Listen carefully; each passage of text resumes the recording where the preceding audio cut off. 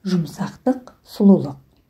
Жұмсақтық адамзаттың көркі, ал оның кісіде жоқ болуы жеркенуді және алыстауды алып келеді. Жұмсақтық, сыпайылық, жылы жүзділік, күлімсіреу және жақсы сөз – бұлар бақытты жандардың белгісі. Шынайы иманды кісі сондай болады. Ол ара сияқты жақсы нәрсемен азықтанып, жақсы нәрсе бөліп шығарады. Ол күлген қонғанында оны сындырмайды, не басқа зиян келтірмейді. Алла Тағала жұмсақтықтың қарымы үшін қаталдық пен дөрекілік арқылы қол жеткізуге келмейтін нәрселерді береді. Дүниеде әдепті, тәрбиелі кісілер бар. Олар жүзі жылы, түсі игі жандар. Оларды барлық жерде асыға күтеді. Келгенінде құшақ жайып, қуанып қарсы алады. Олардың сөйлеген сөздерінен, жұмсақтығынан, мейірімінен, көрсеткен көмегінен және тәртіптілігінен айналасындағылар рахат алады. Барлығы олармен араласқысы келеді. Барлығы олармен таныс болып, қарым-қатынас жасауға ұмтылады. Жұмсақтық олардың өзгеше мінезі. Бұл адамдар жақсылық пен жамандық бірдей болмайды. Сен жамандықтың қарымын қолыңнан келген ең керемет жақсылықпен қайтар. Сонда өзіңе қас дұшпан болған адамның жан досыңа айналғанын көресің деген қағиданы қолданады. Фусилят сүресі 34-ші аят. Олар жамандыққа жақсылықпен жауап береді. Бауырмал болып, мейірімділік танытады, реніштерді кешіреді, ақылсыздардан бет бұрып, ашуын басады. Жақсылықты еске алып, жамандықты ұмытады. Оларды жан дүниесіндегі салмақтылығы, сабырлылық пен сезімталдылығы өзгешелеп тұрады. Айналасындағылар олардан ешқашан зиян шекпейді. Бұл фәни жалғанда олар айналасындағылармен тату тәтті өмір сүреді. Ал енді ақыретте оларды жасаған сауабына сай ұлы сыйлық күтіп тұрады. Зікір.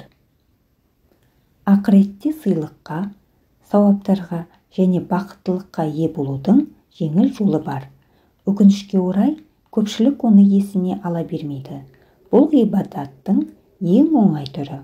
Ол үшін өте үлкен сауап беріледі. Бірақ көпшілік ол мүмкіндікті пайдаланбайды. Бұл ғибадат Алланы еске алып, зікір қылу. Жаратқанды еске алып, зікір қылу жердегі пейіш.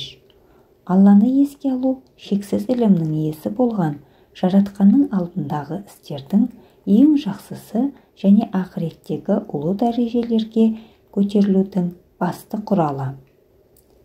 Алла Тағала былай дейді: намаз өтелген соң жер бетіне тараңдар және адал кәсіп қылып, Алланың шексіз шарапатынан ризық несібелеріңді іздеңдер. Бұған қоса, күнделікті 5 уақыт намаз һәм басқа да құлшылықтар арқылы Алланы көп еске алыңдар. Сонда екі дүниеде де азаптан әрі қор болудан құтылып, мақсат мұраттарыңа жетерсіңдер. Жұма сүресі 10-шы аят. Ендеше, сендер мені әрдайым зікір етіңдер, яғни әрдайым құлшылық етіп, еске алыңдар. Сонда мен де сендерді ескеремін. Маған шүкіршілік етіңдер және әсте күпірлік қылмаңдар, яғни алғысы жоқ, жақсылықтың қадірін білмейтін кісінің ісін істемеңдер. Бақара сүресі 152-ші аят. Алла елшісі саллаллаху алейхи уассалам Алланы еске алғандардың ең жақсысы еді. Жаратушы оны өзіне алып кеткенге шейін оның тілі әрдайым Алланы зікір ететін. Алла елшісі саллаллаху алейхи уассалам былай деп айтқан: кімде-кім күніне 100 мәрте ла илаха иллаллаху вахдаху ла шарика лаху лахул мульку ва лахул хамду ва хуа алла кулли шайин қадир. Алладан басқа құдай жоқ, ол жалғыз, оның серігі жоқ, ол билік иесі, оған мақтаулар болсын және ол барлығынан құдіретті деп айтса, ол 10 құлды босатқандай сауап алады және оған 100 жақсы амалдың сауабы жазылып, 100 күнәсі өшіріледі.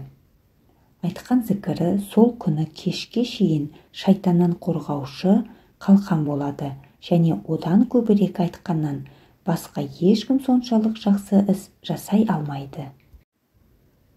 Алланы еске алу көп жақсылықтарға жеткізетін жеңіл ғибадат. Иманды кісі әрдайым қандай жағдайда болса да, керек болса төсекте жатып та Алланы еске алып, зікір айта алады. Пенденің Алланы еске алып жатып, ұйықтап кеткені және қайта оянысымен оны еске ала бастағаны қандай ғанибет. Алланы еске алу жүректегі шерге шипа. Бұл туралы барша мақұлықтың бәрін жаратқан Алла куәлік етеді. Ендеше біліп қойыңдар, жүректер Алланы еске алу арқылы ғана жай тауып, толық қанағаттанады. Рағыт сүресі 28 аят. Науқас кісі Алланы еске алу арқылы көңілін сейілтеді және ауруын жеңілдетеді. Елден жырақта жүргендер Алланы еске алумен жан дүниесі жай тауып, құсалық пен жалғыздықтан арылады. Ал енді кесел-кесапатқа ұшыраған кісі Алланы еске алумен дертіне дауа тауып, уайымы азаяды. Егер сені қайғы құрсап, жүрегің қысылатын болса, Алланы еске ал. Егер сен ұйқысыздықтан азап шегіп, түнде тыныш ұйықтай алмасаң, Алланы еске ал. Егер сен бір нәрседен қорқып, жан дүниең аласапыран болса, Алланы еске ал.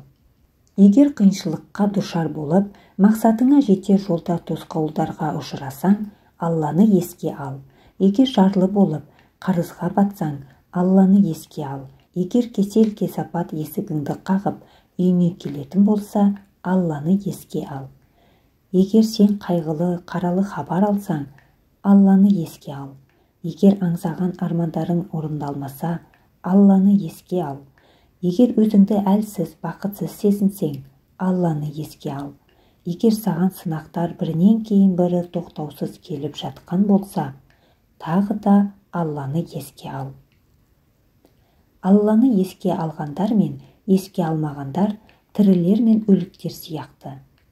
Анығында, олар тірі емес өліктер. Сондықтан олардың барлығы өздеріне өмір сыйлайтын біреуге мұқтаж. Олар тіпті қашан қайта тірілетінін де білмейді. Нахл сүресі 21 аят. Алланы еске алу жаратқанның сыйлығына ие болудың ең жақсы тәсілі. Ол жүрекке бұл дүниеде тыныштық пен рахат, ал ақыретте бақыт алып келеді.